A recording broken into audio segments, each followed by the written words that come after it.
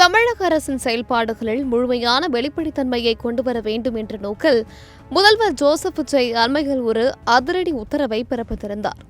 அதன் அடிப்படையில் தமிழக வரலாற்றிலேயே முதல் முறையாக அமைச்சர்கள், அவர்களின் உதவியாளர்கள் மற்றும் தலைமை செயலக உயரதிகாரிகளின் நேரடி செல்போன் எண்கள் பொதுமக்களின் பார்வைக்காக இணையதளத்தில் வெளியிடப்பட்டன.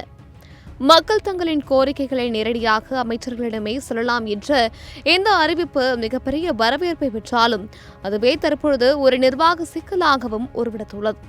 அமைச்சர்களின் எண்கள் பொதுவெளியில் பகிரப்பட்ட சில நிமிடங்களிலேயே ஆயிரக்கணக்கான பொதுமக்கள் தங்களது புகார்கள், கோரிக்கைகள் மற்றும் வாழ்த்துக்களை தெரிவிக்க அமைச்சர்களை தொடர்பு கொள்ள தொடங்கினர்.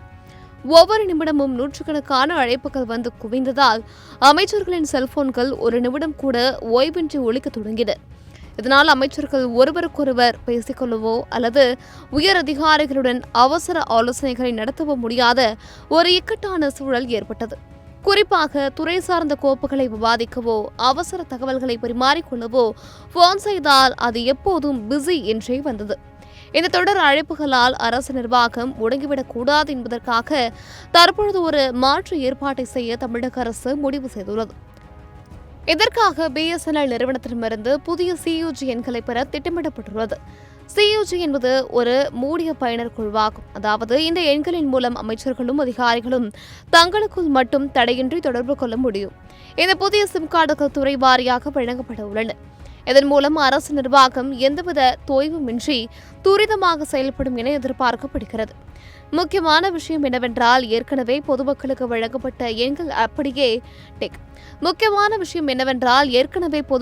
வழங்கப்பட்ட எண்கள் அப்படியே பயன்பாட்டில் இருக்கும். பொதுமக்கள் வழக்கம் போல தங்களது புகார்களை தெரிவிக்க அந்த எண்களை பயன்படுத்தலாம். ஆனால் அரசு அதிகாரிகள் மற்றும் அமைச்சர்களுக்கிடையேயான ரகசிய மற்றும் நிர்வாக ரீதியான உரையாடல்கள் மட்டும் இந்த புதிய BSNL எண்கள் வழியாக நடைபெறும்.